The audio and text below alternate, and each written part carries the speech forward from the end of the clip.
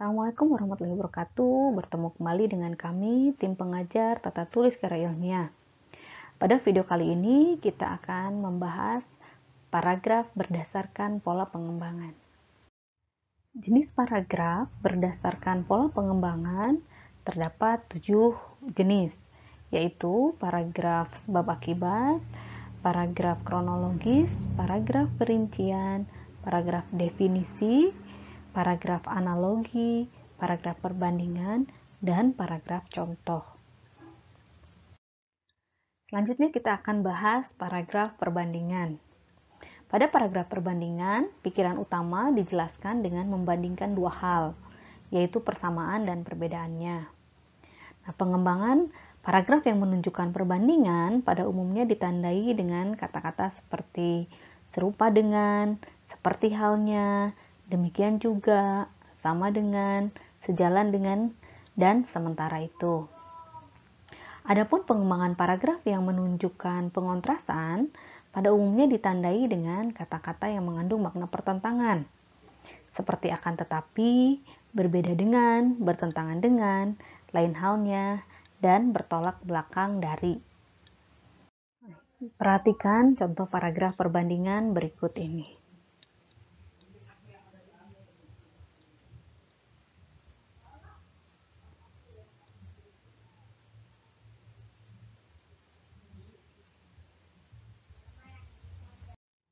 Jenis paragraf yang termasuk pola pengembangan berikutnya adalah paragraf analogi.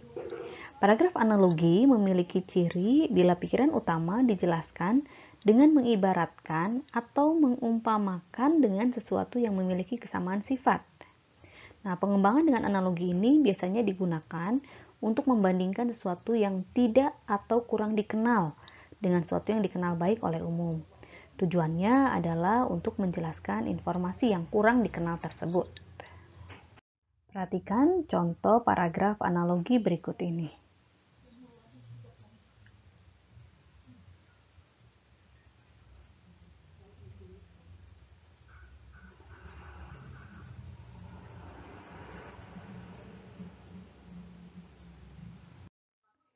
Berikutnya adalah paragraf sebab akibat. Pada paragraf ini, pikiran utama dijelaskan dengan mengemukakan sebab atau akibat dari pernyataan-pernyataan. Perhatikan contoh paragraf sebab akibat berikut ini.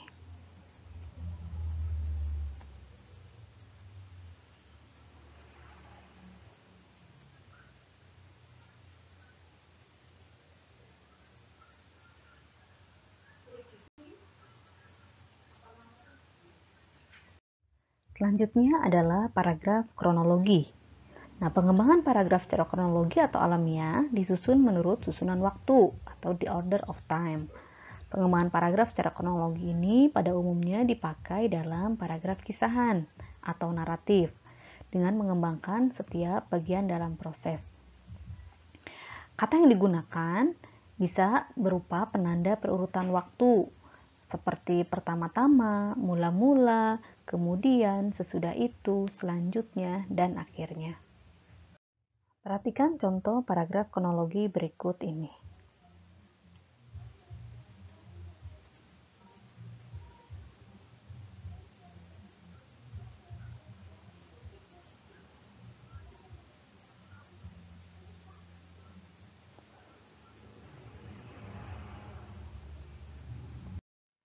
Selanjutnya adalah paragraf perincian.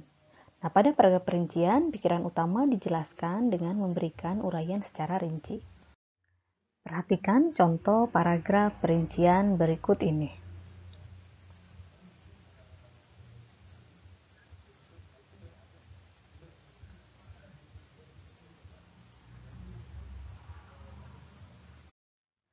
Selanjutnya adalah paragraf definisi.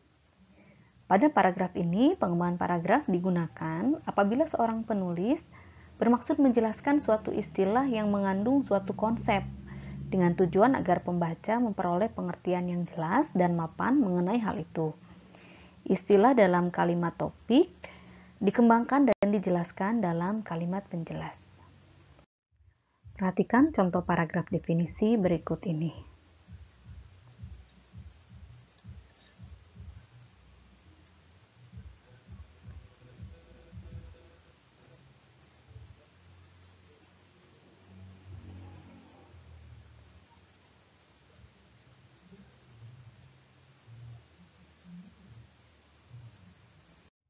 Demikian materi mengenai paragraf berdasarkan pola pengembangan. Sampai bertemu kembali pada video selanjutnya. Terima kasih.